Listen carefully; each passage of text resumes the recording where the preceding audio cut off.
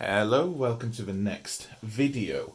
What we're looking at now is continuing our fraction work, and we're looking at adding and subtracting fractions. So this is a little bit trickier than multiplying them or dividing them, but once you know the process, it's something you should be able to do no bother. So if we start off really simple, let's say I've got a fifth plus 2/5. That's nice and easy to deal with, because if we picture what each of those actually looks like, oh, you're going to sort out focus, please? What are you doing? We'll go with it, I'm sure it'll sort itself out. So let's draw a little circle under each one and split them into fifths. So I've got 1, 2, 3, 4, 5. 1, 2, 3, 4, 5. And so if I had 1/5 in this one, I've got that. And if I had 2/5 in this one, so if I add those together, how many pieces have I got? Well, I've got 3, haven't I? I've got 3/5, because I've got 3 red shaded in bits. So if you are adding fractions together and your denominators, the bottom bit of the fraction, is the same, it's a really easy process. You literally just add the top numbers together. The bottom stays the same. Notice here, we haven't added the 5s together, so that stayed as 5, but we've added the tops. And the same works for taking away. If your denominator is already the same, you just take away the tops, and that's it. But we need to be able to add fractions where they're not the same on the bottom. So let's have a look at this example. Let's say I've got 1/6 plus 1/2. Well, these aren't the same on the bottom, so I can't just add them together as easily. Let's draw them out. So if we split this into 6,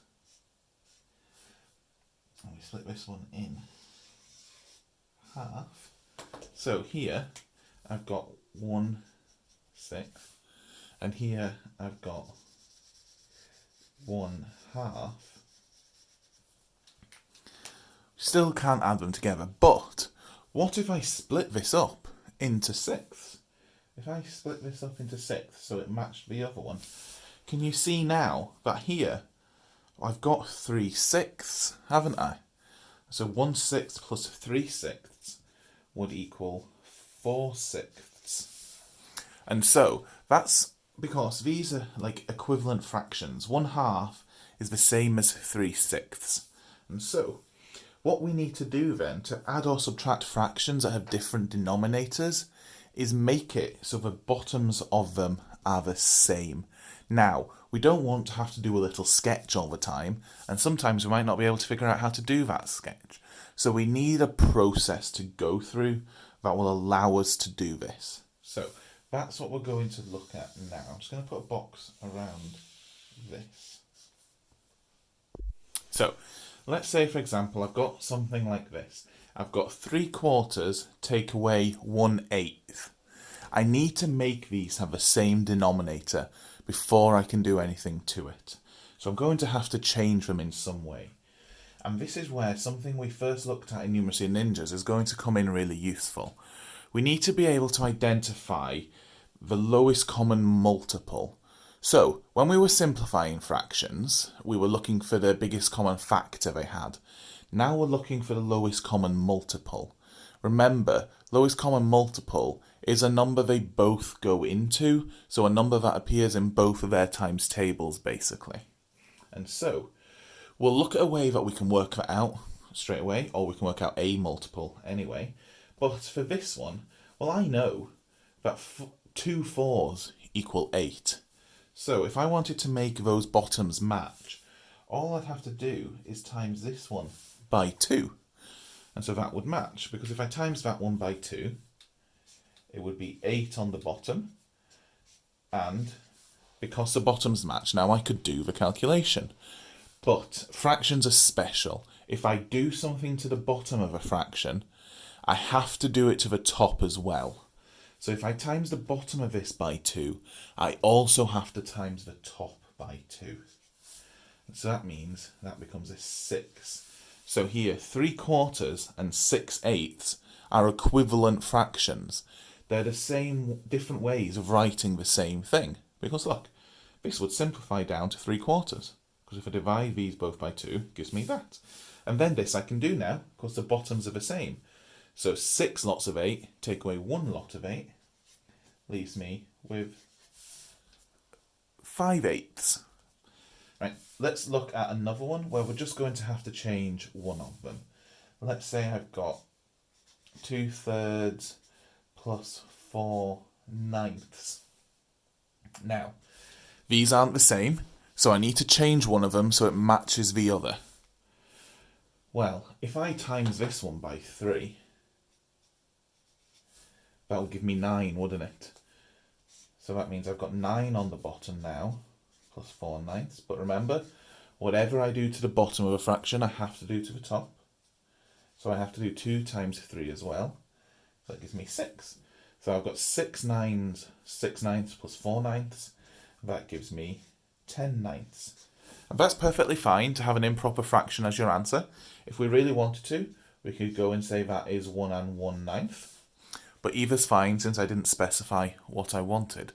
So, if they don't match and one is just can be multiplied to make it like the other, it's quite an easy process. But what do we do if we can't do that? So let's say I've got 1/3 plus 1/4.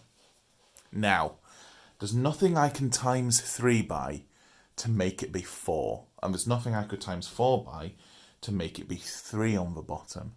So what we need to do instead is identify a number that I could make both of those equal to. And that's where the lowest common multiple comes in. So we're trying to look for the lowest common multiple of 3 and 4. So the lowest common multiple of 3 and 4 is 12. So I want to make both of these be 12 on the bottom.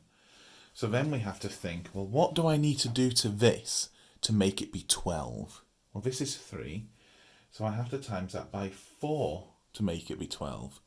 And remember, I have to do the same to the top. So that means then I'm going to have 4. 1 times 4 is 4. 3 times 4 is 12.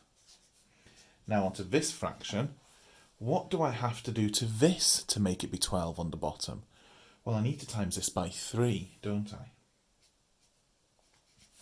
And that means I need to do it to the top as well. And so 1 times 3 gives me 3. 4 times 3 gives me 12. And now these match on the bottom. So that means I've got 7/12. So it's nice and easy to do if you can identify a multiple of them, because then you can just say to yourself, okay, I can make both of those 12. Here's what I need to do. But what do we do if you can't identify a multiple of them? Well, then there's a little trick we can do. So let's write down an example. Let's say we've got 2/3 plus 2/5. Now, maybe we can't identify what a common multiple of those is, so I don't know what to times 5 by and times 3 by to make them be the same number. So what we can do, and this method is sometimes called the smile and kiss method, and hopefully you'll see why. What we can do is times the bottoms by each other. And that's definitely going to give us a multiple of them both, isn't it? Because they've both been multiplied by each other. So if I times the bottoms of those together, that's 3 times 5 is 15. So that's the smile part of the smile and kiss, because it looks like a smile. Now, remember, whatever we do to the bottom of a fraction, we have to do to the top. So what did I do to the bottom of this fraction? Well, I times it by 5, didn't I? So I need to times the top by 5 as well. And what did I do to the bottom of this fraction? Well, I times it by 3, didn't I? So I'd need to times the top by 3 as well. And one way to remember that is where the kiss comes in. We draw a little arrows like this as a kiss. Because, well, I've already said I need to times the top of this by 5 because I did the bottom. So do 5 times 2. And then I need to times the top of this one by 3 because I did the bottom. So let's do an arrow between the 3 and the 2. And there's the kiss. So the smile is you multiplying the bottoms together, and then the kiss is you dealing with the tops. So let's do that. 5 times 2 is 10. 3 times 2 is 6. Let's add these together. 10 over 15 plus 6 over 15. Well, that equals 16 over 15. And always remember to simplify at the end if you can. So what I'm going to do now then is I'm just going to write a couple down like we always do, and then I'll give you a bit of a chance to have a look at them, and then we'll look at the answers. So I've written down 4 questions here, and the eagle-eyed amongst you might have already noticed that these two in the middle are the same. That's because I'm going to do it in 2 different ways. What I'd like you to do is see if you can do it in 2 different ways as well. So the first time, I want to see if you can do it by just changing one of the fractions, like we did on the examples up here of quarters and eighths. And then I want you to try it again doing the smile and kiss method, and so that will show you that you get the same both times and that both methods work. Right, away you go, pause the video, have a little go at them. Right, welcome back, because I'm sure you all definitely paused it and haven't just carried on watching. So let's look at this first one, and I'm going to do the smile and kiss way for this one. So let's do the smile to get the bottoms. So 4 times 5 is 20. And let's do the kiss. Sorry, I put the lids back on my pens for some silly reason. Clearly not very prepared. So let's do 5 times 1. Well, that's going to give me 5. And let's do 4 times 1. And that's going to give me 1. So let's add these together. That's going to be 6 over 20. Now, I can simplify this. Remember, if both numbers are even, it can definitely be simplified. So I can simplify that. They both divide by 2. That's the biggest common factor. So if I divide the 6 by 2, that gives me 3. And if I divide the 20 by 2, that gives me 10. So there's my answer for that one. Now, let's look at the 3/8 minus a quarter. And so remember, I said we're going to do this 2 different ways. So the first way, we're just going to change one of the fractions. And I can see straight away that if I times this by 2, it will match the bottom of that fraction. So I'm going to do that. So that means I've got 3/8. Then I've got 1 times 2, 4 times 2. So I've got 3 over 8 take 2 over 8. That gives me 1 over 8 as my answer. Now let's try the exact same question, but doing the smile and kiss method. And if we do it correctly, we should get the same answer. So let's do our smile first. 8 times 4 gives me 32. Then 4 times 3 gives me 12. And 8 times 1 gives me 8. So these are both the same on the bottom, so I can just take away the tops. So 12 take away 8 is 4. So I'm at 4 over 32, and you might be thinking, well, that's not the same, but we can simplify this. The biggest common factor these have is 4, so I can divide both of these by 4. So 4 divided by 4 is 1, and 32 divided by 4 is 8. And there you go. We've got the same answer. And that just proves that both methods are valid because they both work. Now, this way was probably quicker and involved smaller numbers, so maybe a bit easier to do.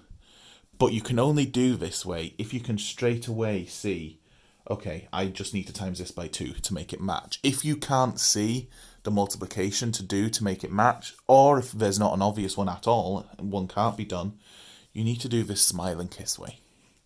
Right, now let's look at the last one, which is going to have the biggest numbers of all. Actually, no, it's not. It's going to have smaller numbers in this. And again, I'm going to do smile and kiss, because there's nothing I can times 7 by to make 3, and there's nothing I can times 3 by to make 7. So I'm just writing this out. So let's do the smile first. 7 times by 3 is 21. And I hope you all are smiling while doing this. I know I am. Then let's do the kiss. 7 times 2 is 14. And 3 times by 5 is 15. And now let's add these together because they're the same on the bottom. 14 plus 15 is 29 over 21. And I'm just going to leave that. It hasn't told me to write it as a mixed number, so we don't need to spend any extra time doing it. Don't make it harder for yourself than it needs to be. Right, that's all it takes to add and subtract fractions. So I hope that was all understandable. If not, you know how to get in touch with me. Thanks for watching.